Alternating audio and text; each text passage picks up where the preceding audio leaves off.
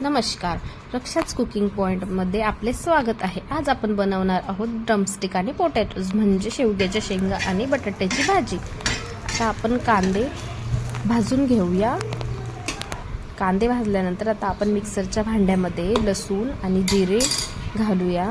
त्याच्यात नंतर कोथिंबीर घालूया। नंतर त्याच्यात आपण कांदे भाजलेले ते घालूया। त्याच्यानंतर आपण त्याचं वाटण करून घेऊया मिक्सरमध्ये। आता आपण छानपैकी वाटण करून घेतलेलं आहे।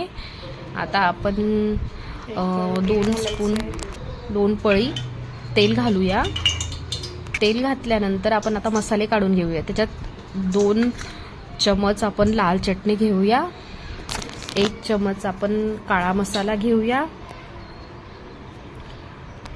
1 चमच आपण धना पावडर घेऊया। 1 चमच आपण सुहाना मसाला घेऊया। नंतर मॅगी मसाला घेऊया।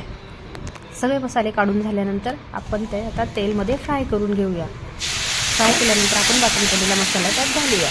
त्याला चांगल्या प्रकारे परतून घेऊया। परतून झाल्यानंतर आपल्या ते ड्रमस्टिक आणि पोटॅटोज म्हणजे शेवग्याच्या शेंगा आणि बटाटे त्याच्यात टाकूया। नंतर त्याला व्यवस्थितरित्या फ्राय करून घेऊया।